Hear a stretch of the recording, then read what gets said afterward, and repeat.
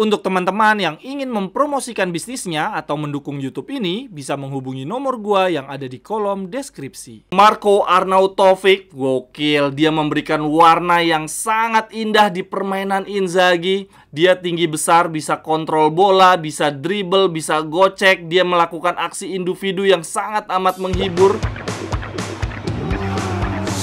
Jerewetan ceking kita, nyerewetin apa aja. Teman-teman yang sedang kalian saksikan saat ini adalah Cerewetin Intar. Apa kabar teman-teman semua? Semoga dalam keadaan sehat. Bagaimana hari minggunya? Semoga berbahagia ya. Akhirnya rindu menonton Inter terbayarkan sudah. Dini hari tadi kita melibas Monza 2-0 teman-teman. Pembukaan yang sangat baik untuk Serie A musim ini. Terima kasih banyak untuk teman-teman yang udah bareng-bareng ya kita cerewetin live pertandingan tadi malam. 2 gol kita dibungkus oleh Lautaro Martinez teman-teman. Lewat gol yang menurut gua mirip-mirip.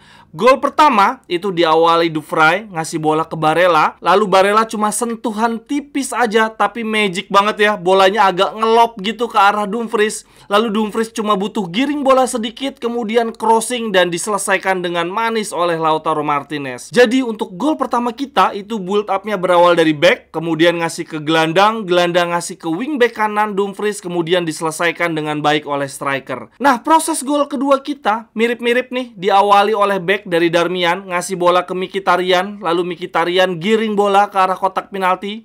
Dia punya 2 pilihan, ngasih bola ke kanan ke arah Lautaro Martinez atau ngasih bola ke kiri ke Arnautovic. Akhirnya Mkhitaryan lebih memilih ngasih bola ke kiri ya, ke Arnautovic. Kemudian Arnautovic agak gocek-gocek dikit dan kemudian crossing mendatar menggunakan kaki kiri dan diselesaikan dengan manis lagi-lagi oleh Lautaro Martinez. Sedangkan dari sisi lawan kita, Monza tidak banyak melakukan serangan berbahaya ya. Ini kalau dilihat dari statistiknya teman-teman, mereka bikin 2 shot on goal, tetapi seingat gue tidak ada shot yang berbahaya. Justru peluang berbahaya Monza menurut gue dari Kyriapoulos, pemain sayap kiri yang menggantikan Carlos Augusto. Dia mendapatkan sudut tembak yang luar biasa terbuka ya di dalam kotak penalti Inter, tapi untungnya berhasil diblok dengan luar biasa oleh Calhanoglu. Kalau dilihat dari statistik expected goalnya, XG-nya Inter 2,50, berhasil konversi jadi 2 gol, sedangkan Monza 0,58, tidak berhasil mencetak gol sama sekali. Catatan menarik dari gua untuk pertandingan ini, yang pertama tentu saja untuk Marcus Thuram yang lagi-lagi belum mencetak gol, bahkan belum melakukan shot on goal sama sekali.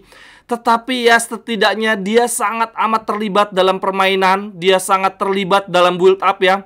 Beberapa kali dia juga ngasih sentuhan 1-2 yang berbahaya. Dan yang paling utama lagi, yang paling gue suka dari Thuram adalah kecepatan dribblenya dia ya. Ini bisa jadi senjata mematikan kita dalam serangan balik. Jadi walaupun Thuram belum mencetak gol dan mencetak assist, menurut gue permainan dia di lapangan, impact dia di lapangan beda jauh lah sama Korea. Korea kan juga nggak cetak gol, nggak cetak assist ya, tetapi di lapangan kan dia seakan nggak terlihat sama sekali tuh. Kemudian catatan gue yang kedua, gue berikan kepada Sommer yang clean sheet. Semoga ini menambah kepercayaan diri dia. Walaupun di partai lawan Monza ini menurut gue clean sheetnya dia lebih karena trio back kita bermain sangat solid, bukan karena atraksi, bukan karena aksi individu dari Sommer. Kemudian catatan gue yang ketiga, gue berikan kepada wingback kita yang sekarang pemain pilar dan pemain pelapisnya punya kualitas sangat amat setara. Ini gue lihat-lihat Dumfries mulai rutin ya memberikan assist. Di preseason dia bikin 2 assist dan dua-duanya crossing. Dan tadi malam di partai lawan Monza dia juga assist melalui crossing. Sepertinya kedatangan Cuadrado memberikan tekanan tersendiri ya untuk Dumfries sehingga dia bermain lebih efisien.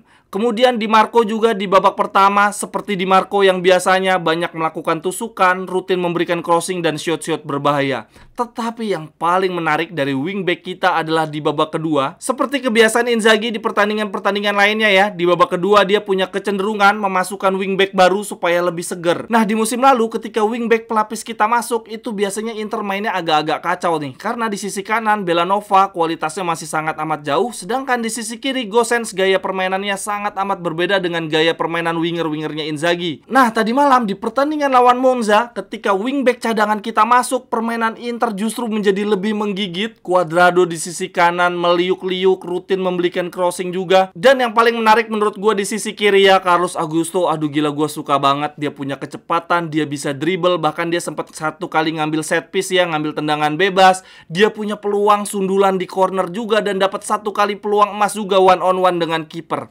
menurut gua Carlos Augusto bisa menjadi pembelian underrated kita di musim ini. Kemudian lanjut, catatan gue yang keempat, gue berikan kepada Marco Arnautovic. Gokil, dia memberikan warna yang sangat indah di permainan Inzaghi. Dia tinggi besar, bisa kontrol bola, bisa dribble, bisa gocek. Dia melakukan aksi individu yang sangat amat menghibur. Jadi nggak heran ya teman-teman, selama ini Inzaghi selalu request pemain yang senior, pemain yang berpengalaman khususnya bermain di Serie A. Jadi tidak butuh adaptasi yang lama untuk bisa langsung tune in. Beda kayak Thuram ya, walaupun secara potensi, secara skill bagus, tetapi kan toh dia tetap butuh adaptasi. Nah, Arnautovic padahal bergabung bersama Inter tuh baru beberapa hari yang lalu, berlatih bersama baru sebentar, masuk juga baru di babak kedua, tetapi langsung gokil banget. Sekarang ya teman-teman, gue sangat berharap Korea segera keluar dan kemudian kita bisa mendapatkan satu penyerang berkualitas lagi, syukur-syukur yang berpengalaman main di Serie A. Apalagi kalau itu Alexis Sanchez, wah menarik banget. Berarti nanti di babak pertama kita bisa pasang Lautaro Thuram, di babak kedua Alexis Sanchez, Arnautovic. Wah itu seru banget. Kemudian lanjut, catatan gue yang kelima, gue berikan kepada Fratesi, yang kemarin cuma dapat main berapa menit ya, 10 atau 15 menit, sehingga belum mendapatkan waktu yang cukup untuk melakukan pembuktian.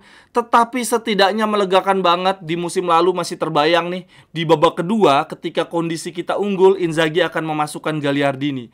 Nah sekarang di babak kedua yang masuk adalah Fratesi. Jelas ini adalah peningkatan kualitas yang sangat amat tinggi dari sisi bangku cadangan kita. Dengan adanya Fratesi, lini tengah kita tidak akan kehilangan energi dan kualitas untuk tetap bisa menekan musuh sepanjang 90 menit. Kemudian lanjut, catatan yang terakhir yang keenam, gue berikan kepada Sensi dan Korea. Gue pikir salah satunya akan masuk ya menjadi pemain kelima dari bangku cadangan, tetapi ternyata Inzaghi lebih memilih Bisek. Wah, gue agak bingung tuh, kenapa pala Mkhitaryan ya yang dipaksakan bermain di second striker, bukan memasukkan Korea atau bahkan Sensi yang lebih segar. Jujur, gue melihat ini sebagai indikasi bahwa Sensi dan Korea sedang dalam proses negosiasi untuk keluar dari Inter ya, buat jaga-jaga daripada dia dimainin terus akhirnya cedera, jadi lebih baik disimpan. Walaupun Inzaghi sendiri sudah membantah setelah selesai pertandingan, di konferensi pers dia mengatakan bahwa di pertandingan lawan Monza dia memang lebih memilih Bisek untuk memperkuat lini pertahanan. Dan kalau gue lihat, Bisek sendiri menurut gue masih cukup jauh lah untuk bisa menjadi pemain pilar di sektor pertahanan kita.